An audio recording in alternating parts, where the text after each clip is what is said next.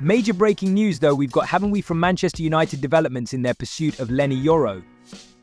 Really significant news this. We understand the United have reached an agreement in principle of Lille around the signing of Lamine Yamal, just 18 years of age, but one of the most coveted players in Europe. Had a brilliant season for Lille last year. They finished 4th in league, aren't they qualified for the Champions League this coming season, and he's a player that Real Madrid have courted as well. Now, one source has said that Yamal prefers a move to Real Madrid, but Real Madrid have not yet reached the valuation for the player just yet. He's got 1 year left on his contract, as I mentioned, 18 years of age, and Lille's president said last month that he would be allowed to leave in this window because of that contract situation. The issue that Lille have is because of his contract situation, he could go for free next summer. So the potential where if Real Madrid and Lille don't come to an agreement and he only wants Real Madrid, then he could leave as a free agent next summer because he can begin speaking to Real Madrid in January when there's 6 months left of his contract. Now, Manchester United, unlike in previous windows where they've just been focused on one player, remember 2 years ago,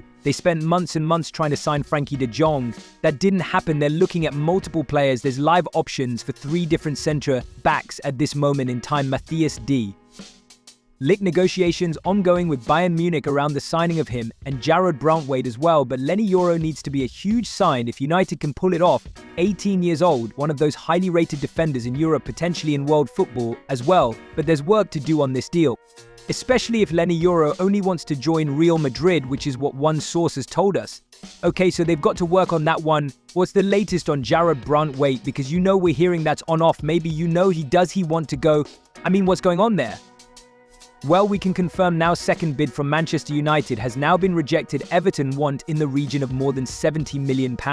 Now, that first bid last month was around £35 million plus add-ons. The second bid, which we can confirm has been rejected, around £45 million plus £5 million in add-ons, so there's still a real gap in the valuation there. Now United will have to consider internally whether they'll go in with a third bid. But our understanding is unless they see Everton are willing to negotiate somewhat on what they see as their value of £70 million at the moment, there's around £20 million in gap between where United are and where Everton are, then it's unlikely United will go back in with a third bid.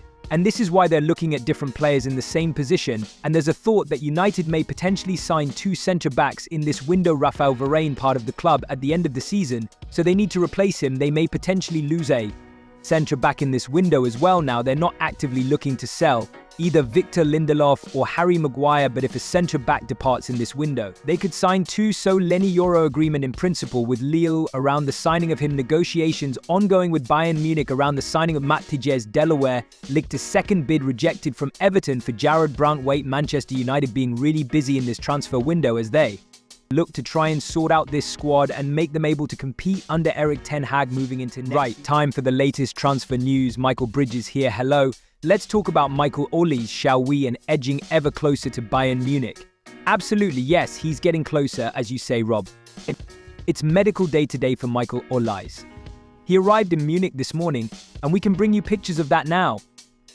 It's obviously not the pictures probably Crystal Palace fans wanted to see. But look, Rob, it's pretty inevitable that he would be leaving the club this summer, and it does look now very clear that he will be a Bayern Munich player. They'll be paying around €60 million, which includes add-ons for Olise and an initial 5-year contract, so quite the signing for Bayern Munich. Yeah, quite the signing for Bayern Munich. We'll maybe get onto it from their perspective in just a moment, but for Palace, as you said, him and EZ were on fire towards the end of the season. This is a big blow. It is a blow, and they've got a head coach now, Oliver Glasner, who's a really ambitious coach, and you saw the improvement and how well Palace were in those final few months when they got the likes of Olise and EZ's back from. Both of them have suffered their own injuries during the last few seasons, but when they are fit and playing well, they're 2 of the best players to watch in the league. So it is a blow, but there was interest from Chelsea and Newcastle at the start of the summer, and I'm sure Crystal Palace fans would rather watch them, Olise, with Bundesliga coverage than for Chelsea and Newcastle. And yeah, so therefore, because of that Premier League interest, does this feel like a bit of a coup for Bayern? Very much so. Vincent Kompany must be loving life at the moment over the last few weeks. Obviously a Burnley relegation, but gets the job, and he's not only signing Michael Olise, it looks like he'll be signing Gilles Pellini as well, probably one of the best number 6s in the Premier League. That's a €51 million deal plus add-ons, so it's been potentially it's going to be a great week for Bayern Munich. It is some signing for Bayern and Michael Olise. And when will we see him in Bayern colours for the first time? Well, this is the interesting one, Rob, because no club in the Premier League wants their players to go and play in the Olympics. And there are a number of players who had spoken to their clubs last season asking for this to happen. A number of clubs have said no, sorry, because it's such a key time, end of July, early August. But Michael Olise is in that France squad, coached by Thierry Henry. Jean-Philippe Bonetta is there as well, Crystal Palace forward, and they actually linked up in a win against Paraguay. So it might be a while yet before he actually makes his Bayern debut. Whether they've got to sort that out with France, we'll wait and see. But it does look like he'll play a big part in the Olympics. But yeah, going back to it though, medical is underway and more on that as we get it. But it looks like he's edging closer to that move to Bayern Munich. Thanks for watching and see you in our next video. Obviously, Harry Kane put the penalty away. Loads has been said this tournament about whether he's fully fit, about his sharpeners. I had to sort of double check and triple check this stat when I read it because it sounded incredible that his 9th goal in knockout stages of major tournaments more than any other European player in history. When you read that you go, that is staggering. Just how important is he to England, but even when he's not fully fit? Of course he's important. I mean, I've sat with Wayne Rooney 4 weeks ago, a week so before the tournament started, and he said that Harry Kane, in his opinion, and I never thought of it like this, was the greatest England player ever. Now that is sort of massive praise from someone who's been around the block with England, Wayne Rooney, and I wouldn't disagree. I wouldn't fight to disagree with him either. I think Harry Kane's been absolutely sensational. His record, I always called him when he was at top, and he's like gold. You just know full well that he's going to deliver for you. He's solid character. I think he is obviously below his best in this tournament. It does look like he's carrying something, and it wouldn't surprise me at all if it emerged in a week or two that he's had issues during this tournament with something that he's been sort of, trying to bandage up. But you look at that record now, and you think about who he's up there with. Some of the sort of great strikers and goal scorers of all time are on that list. And obviously Kylian Mbappé is seen as being the best player in the world right now. So look, Harry Kane is someone that ultimately, at this moment in time, he won't be dropped by Gareth Southgate. I know there is a sort of consensus that people think that we'd be better without him, but it wouldn't send a great message, I don't think, to the squad internally. I think he's very clearly their leader. I think Gareth Southgate has full and total faith in him, and I also think if you're the opposition team, he is still England's sort of man.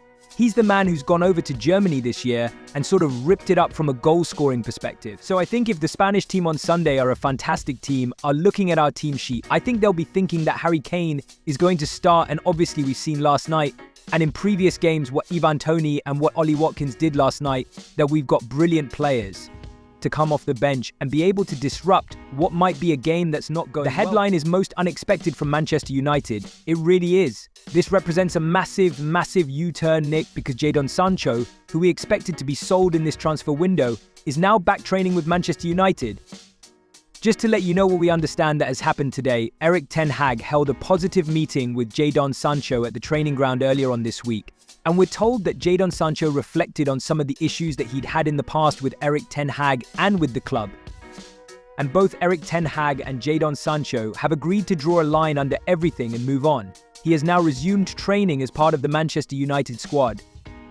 Now, he arrived later than the rest of the players who can train at the moment, simply because he was involved in the Champions League with Borussia Dortmund, got them all the way to the final. He was part of that squad, wasn't he, when he joined on loan in January? So he turned up a little bit later, and because of that, United have got a friendly against Rosenborg on Monday. He won't be part of that squad on Monday, but he will be available for selection after that, and the focus is now on Jadon Sancho taking a full part in pre-season, and thereafter, you would think, be available for selection for Manchester United and Erik ten Hag. And it's an incredible U-turn because all of the signs were pointing towards Jadon Sancho leaving Manchester United after everything that had happened in the last 9 months or so. So how did we get to here?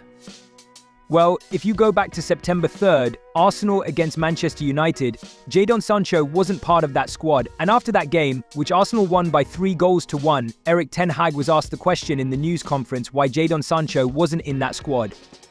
And the response that Erik ten Hag gave to the media that day was he hadn't been part of the squad because he hadn't trained at the required level. Now, Jadon Sancho wasn't taking that lying down.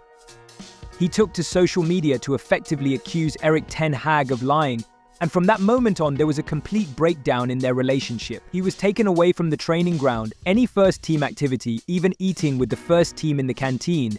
And the timing of it all was pretty awful because the transfer window had only closed a few days before. And so you had a player there that was just going to be around the place at Manchester United, but not being able to play because of the decision Erik ten Hag had made. They eventually decided we need to allow him to leave. He went on loan to Borussia Dortmund in January, had a really successful loan spell, as I said, got to the Champions League final. They were listening to offers, £40 million, Juventus, Borussia Dortmund, a number of other clubs were interested. No one agreed. Erik ten Hag and Sancho have now made up what it looks Come on, like. England, they say. But of course, England do face the informed team of the tournament. They've swept all before them, haven't they? They've recorded 6 victories en route, beating the likes of Italy, Germany, and then, of course, France. Well, yesterday, I sat down with a World Cup winner and a Euros winner as well, in the form of Juan Mata, and he told me about what he felt about Gareth Southgate's England, also about Lamine Yamal. Of course, his birthday today, he's 17 years of age, and how good he could be. And whether he actually expected to see England against Spain in the final. Juan Mata, really good to see you. It says here on this ball, Spain versus England. Did you expect a Spain versus England final? Yeah, really. Yeah. Okay. Yeah. I mean, it's a final that I wanted. Yeah, I think England was one of the favourites coming into the tournament. So no surprise there, although there were some difficulties on the way. And I think there were not many high expectations about Spain. It's a young team and coach that hasn't been there for a long time, but they're playing so good. So it's a great day for football. It's a great day for me personally. Of course, I want Spain to win, but England is such a big part of my life. Let's see what happens. Get rid of the ball. And you talked about the youth. I mean, we've got to talk about one person in particular, Lamine Yamal, ripping it up at the age of 16. I know he's going to be 17 on Saturday. Yeah. Have you ever seen anything like that before? I don't think we've ever seen any of that, any of us. I think about myself when I was his age. Yeah, I was doing a paper round at that age. Yeah, I was kicking a ball, but I was not even dreaming that I will become a professional football player. Or I was at Real Madrid Academy. But you know, to think that he's doing what he's doing, it's already great. But if you think about his age, it's just incredible. So he's a great player and seems like a great kid. Hopefully he can continue this performance on the pitch, his personality off the pitch, because he brings so much joy for all of us and for the new generation. Do you think this is Spain's time? Does it feel like it's Spain's time? I hope so. It feels like they're in a good place. It feels like as a team, they're playing very good, very connected. Everyone understands the role. They're playing the way they want to, and they're getting results. Yeah, I think they deserve it to win all the games that they played. So I hope that they can do it. A final is different. The pressure, the expectations, and everything that comes around the final is different. But I'm really hopeful that they can play at the same level. And if they play at the same level, they will be close. Everyone talks about tournament football. You've been there. You've won a World Cup. You've won the Euros as well. How difficult is it? You know, England are desperate for it. They haven't won a trophy at a major tournament since 1966. It's a long time. How difficult is it to win a trophy like that? It's very difficult because it's a short tournament. And like you said, okay, you have to be a good team to win. You have to play good. But in this tournament specifically, you have to have certain moments of luck. Things have to go your way. England had that in special moments. They were scoring important goals and not down to luck, but down to the quality of the players. But it's a tournament that can be decided, of course, in one split second. So it's not only enough to be a great team. You also have to have that certain luck. And we had that when we were in South Africa 2010 and the Euros 2012. You need things to go your way. Let's see what happens on Sunday. You mentioned that luck, that scissor kick from Jude Bellingham. I mean, he's like the adopted son of Spain at the moment for Real Madrid. How difficult would that be for the Spanish fans to watch, especially if he does it in dress? Yeah, of course. I mean, I'm really impressed with him, not only on the pitch, but also off the pitch, the maturity that he's shown for Real Madrid in his interviews, the way he communicates. And of course, what he's done in La Liga is incredible. That goal was incredible. And it was not luck. It was quality and the capacity to do that in that specific moment. And he's been doing that over the whole season. So hopefully he doesn't do it in the final. He will want to do it. He will want to do it in the final. But great player, and I think a great person. And it seems, again, like a great example for the next generations, the way he understands football and he communicates. And I think it's great. What have you made of the criticism that England have come under? You know, a lot of it, you know, from the English media as well. How does that affect somebody in a tournament? You know, how difficult is that when you come up against that? Yeah, it's not easy to deal with all great teams, all great national teams. They have to deal with that. And of course, we've seen that the English players, the coach, they reacted to that in a way that has taken them to the final. So I think they showed maturity and personality to actually say, okay, we are not playing as good as we would like. And we all can see that, but we still can do it. And that's what they're doing. So yeah. And the fact that they've got there, does that justify what Gary Southgate has done? Do you think he's getting it right during this tournament? To take England to 2 Euro finals in a row, I think we all have to understand that that's credit also to him. And so he's doing a good job. Of course, everyone wants their team to play great football all the time and be the best all the time. He's doing, and in my point of view, he's doing a job that deserves credit. And because maybe sometimes, and we realize a lot in football, be careful what you wish for. Sometimes you wish for something different and then you never get to a Euros final. So I think we should all appreciate that. I agree. Finally, who's going to win and what's the scoreline? 2-1 for Spain in the extra time. I think it's the reverse. But thank you. Thank you. Good to see you. Thank you.